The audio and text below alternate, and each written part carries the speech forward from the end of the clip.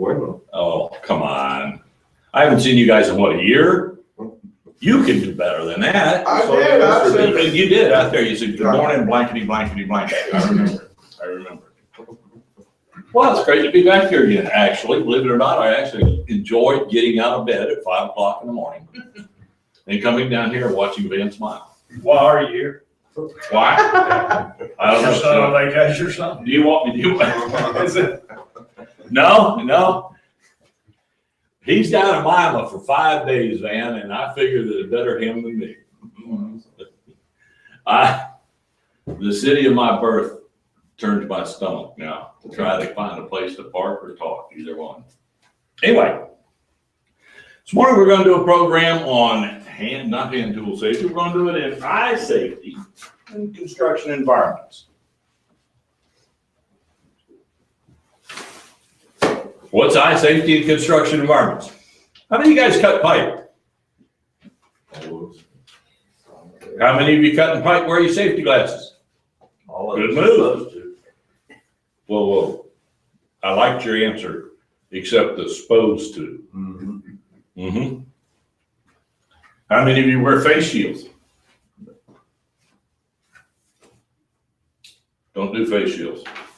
Why don't we do face shields? Because you can't wear a hard hat and safety glasses and. Yes, you can. They make safety shields, they make face shields that will go on hard hats. And hard hats specifically designed for that. Now, as you just sort of, excuse my way of putting it, but blow this off, that little trick right there costs Centerline $4,000. Through ocean? Through ocean. Because the guy was not wearing the appropriate equipment. So you gotta have that face shield and you gotta have safety. Actually, the way the rule says is you have to wear goggles under there. But I'd certainly be willing to fight if we have wraparound safety glasses. Because the object of having goggles is what? Keep stuff from coming in. Yeah, keep stuff from coming in from the side. Also vapors and stuff. In our case, it's stuff coming in from the side. You have wraparound safety glasses. We're doing basically the same thing. I mean, you can get something under it. Yeah, they wrap around. They're cool. Yeah. Same thing. What else do you guys deal with? Jay, come on. I know it was tough waking up, standing up. What, I guess not. What do you deal with that's, be bad for your eyes?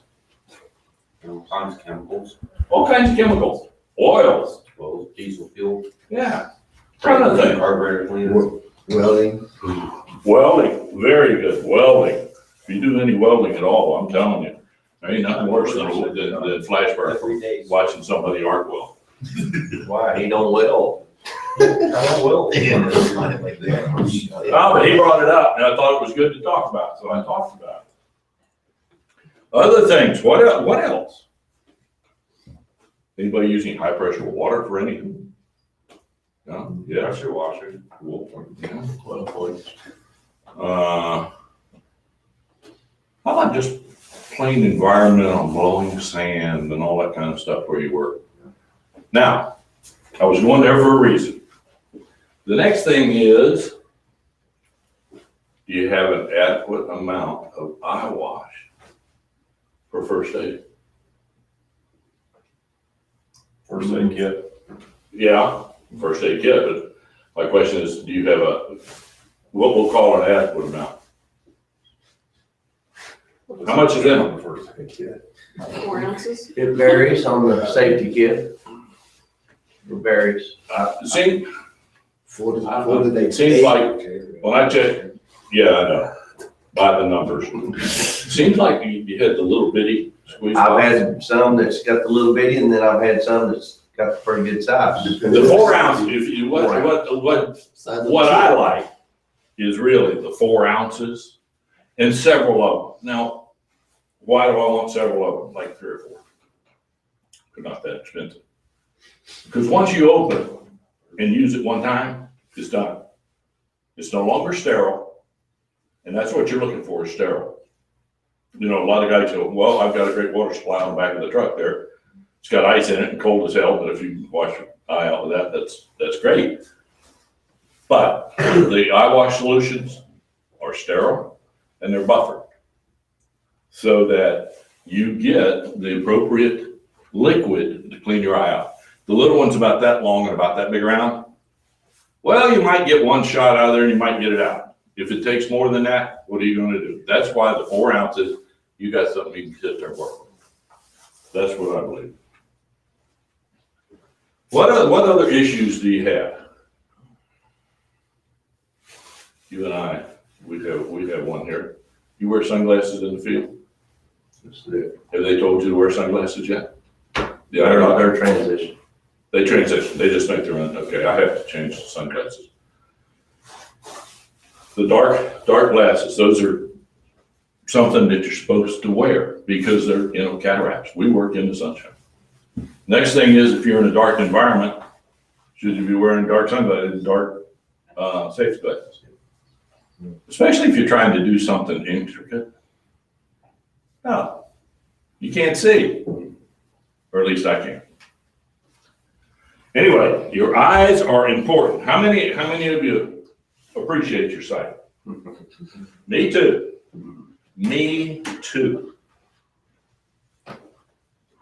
Mine's not what it was when I was 40, but I can still see fairly well.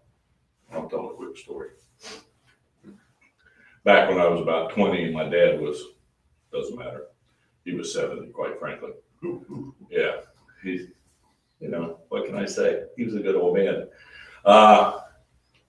He used to call me and he'd say, Donnie, would you come over here and do this? And I go, he says, I can't see it. He had glasses.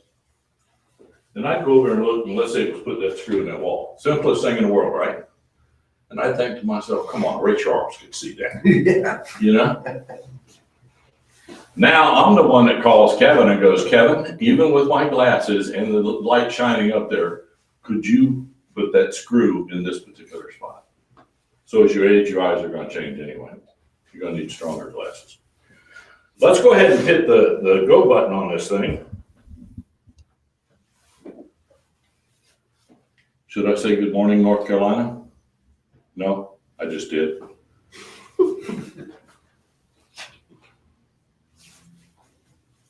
Our eyes are the most important link we have to the world around us. Through our eyes, we interact with our environment and each other. But we're born with just one pair of eyes, and they're fragile. If we're not careful, these windows to the world could close forever.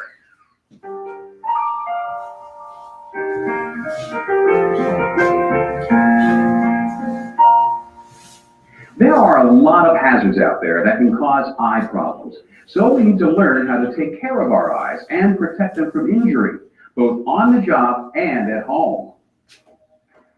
Eye problems affect everyone. Factory workers, laboratory and healthcare employees, construction workers, people in offices, the list goes on and on. Our eyes can be injured in any number of ways. Eye strain can create bothersome headaches and blurred vision. Chemical splashes and certain types of light radiation can burn the eyes. Flying bits of metal or other material can cause punctures and tears. This year, over 1 million employees will suffer eye injuries on the job. 100,000 of these cases will prove disabling. And eye accidents don't only happen at work. Another 70,000 injuries will occur at home.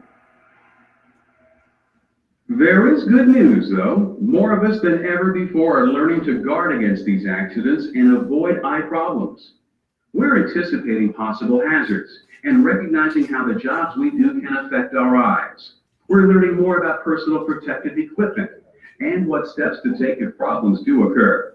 In short, we're seeing things more clearly.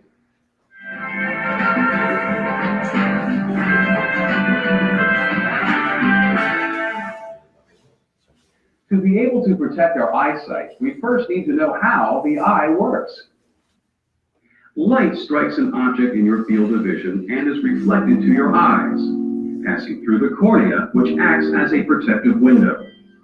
The light then travels through the pupil, the opening at the center of the colored iris. The pupil alters in size to admit the amount of light the eye needs to see an image. This light and the image it contains is then focused by the eye's lens onto the retina at the back of the eye. The retina is made up of tiny optic nerve cells which convert light energy into electrical signals. These signals then travel along the optic nerve to the brain. As you would guess, this is a fragile system.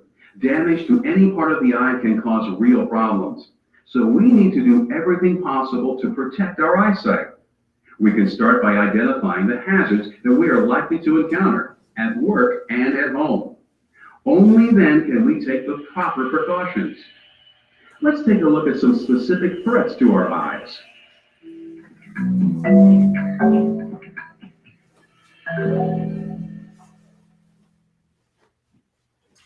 Many people suffer with eye strain and accompanying headaches day after day, never stopping to wonder about the causes. Often, poor lighting is the culprit. Not having enough light for the work that you are doing is a common problem. When working outside, tinted lenses are helpful because they can reduce the brightness of sunlight, eliminate glare, and filter out harmful ultraviolet light. But since there are many causes for eye discomfort, you need to report any recurring symptoms of eye strain to your supervisor so that they can investigate the problem and determine what can be done to remedy the situation.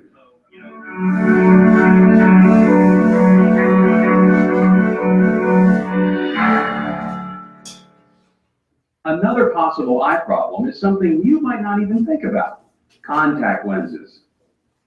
Dust, flying particles, and splashing chemicals can be trapped under contacts, increasing the damage these hazards can cause. Evidence is mounting, however, that wearing contact lenses in certain types of work areas is not as dangerous as people used to think. Researchers have determined that soft lenses do not act like fast-absorbing sponges, soaking up chemicals and holding them dangerously against the eye. It takes much longer than originally thought for lenses to absorb substances that can injure the eye. Studies also show that welding sparks and electrical arcs will not cause contact lenses to melt and bond to a worker's eyes. The heat generated by these sparks and arcs is not intense enough to do this kind of damage. Many companies take this position.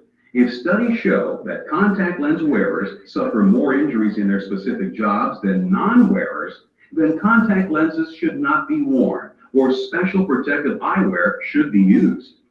So you need to know your environment and act accordingly. Ask your supervisor about the contact lens policies for your job.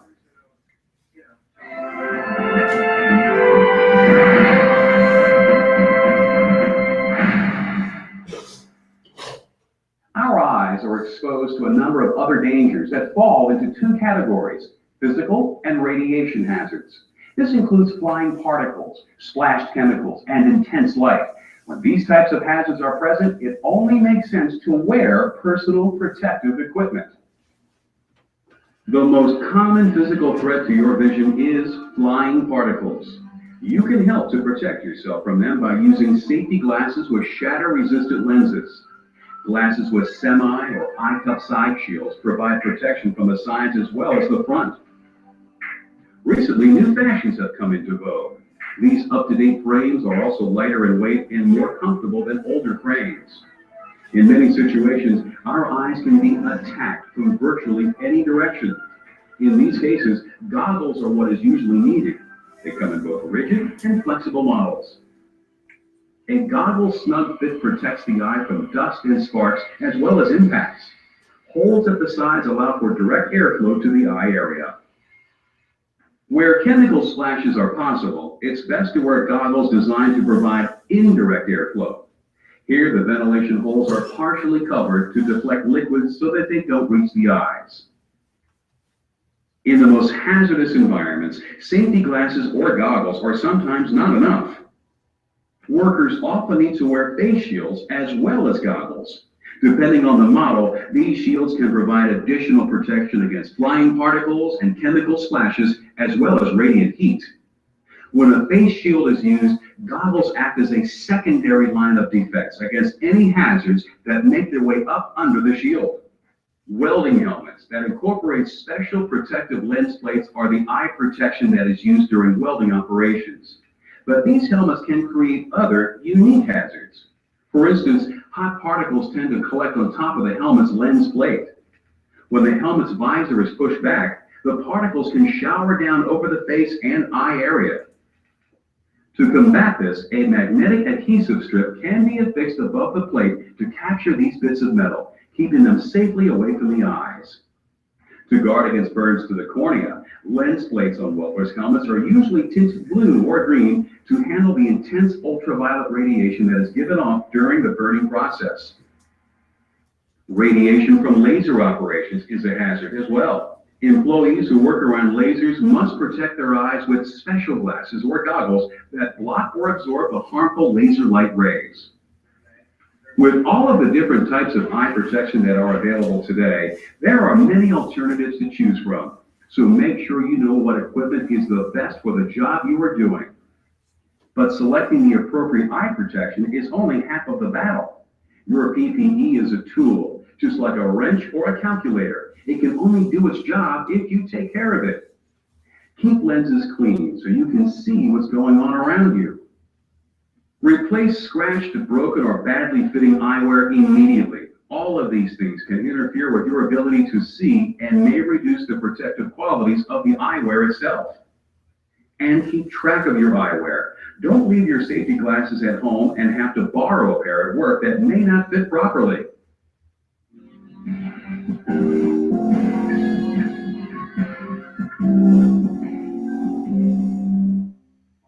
Unfortunately, we can have eye problems regardless of the precautions that we take. When this happens, we need to know how to deal with them, whether they are simple cases of tired eyes or serious accidents. As we have seen, eye strain can cause many nagging problems that can affect us both physically and mentally. Workers who deal with long stretches of close-up activity often report temporary blurring of their vision. What has happened is that their eyes have gotten used to focusing on the extreme close-up distances and are slow to return to their normal positions. To combat this problem, focus on something a good distance away for 3 or 4 minutes. Repeating this exercise once an hour every day will help to prevent future eye strain. Here's an eye problem that everyone is familiar with: a small particle of dust or dirt becoming trapped within the eye.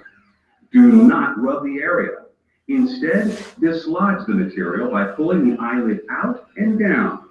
Use a cotton swab or the corner of a handkerchief to gently remove the particle from your eye, then rinse the area under running water. If a particle becomes embedded within the eye, do not attempt to remove it. Instead, bandage the eye loosely and see a doctor immediately. Chemical splashes, both gaseous and liquid, can cause trouble for our eyes at work and at home.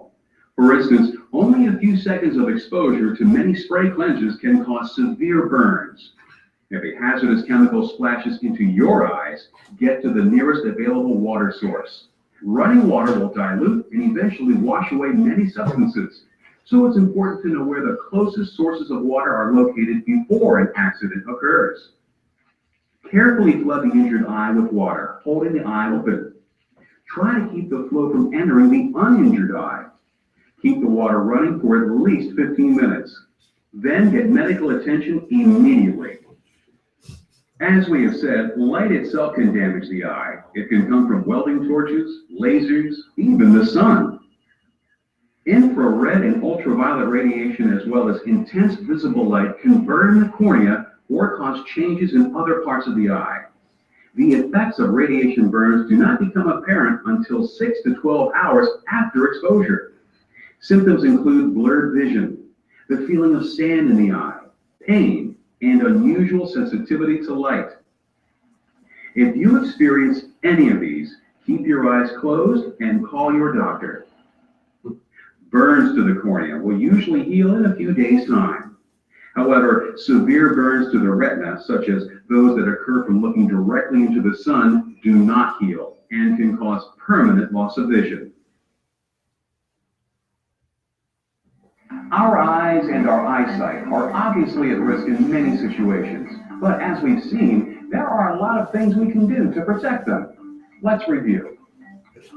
Understand how fragile the eye is and how its different parts work together to enable you to see. Be aware of the hazards that exist at your job. Learn what steps you can take to alleviate eye strain. Know your company's policy on contact lenses and how it applies to your job. Be on the lookout for physical and radiation hazards that can affect your eyes. Then use PPE that can protect you from these hazards. And know how to treat an eye injury. It could mean the difference between an uncomfortable scratch and a lifetime of blindness. With all there is to see in this world, you don't want to lose your sight. By being aware of your surroundings and keeping a lookout for hazards, you'll be seeing clearly for years to come.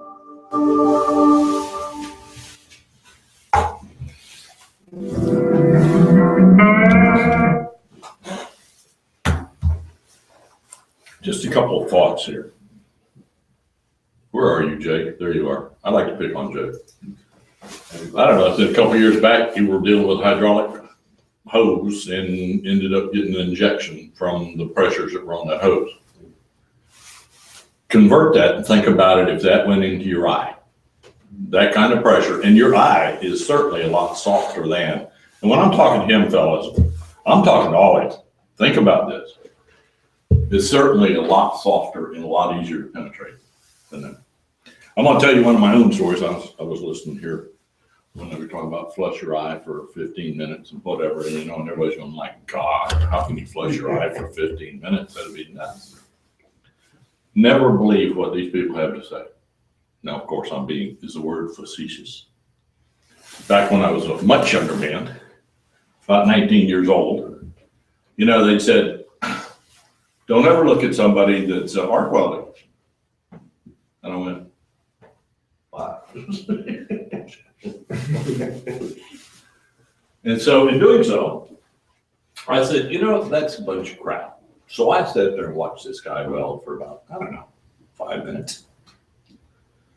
That night, I had 2 handfuls of sand in my eyes as far as I was concerned. I was absolutely miserable. And I went, you know what? These folks ain't as full of it as I thought they were. So from that point forward, it's like the moth, drawn to the light that you go, oh, I'm like, get away from me. I don't want to feel that way ever again. So a lot of this stuff that we blow off, go, that can't be right. It is right. Keep that in mind. All right. Everybody, have a great day and protect your eyes. Thank you.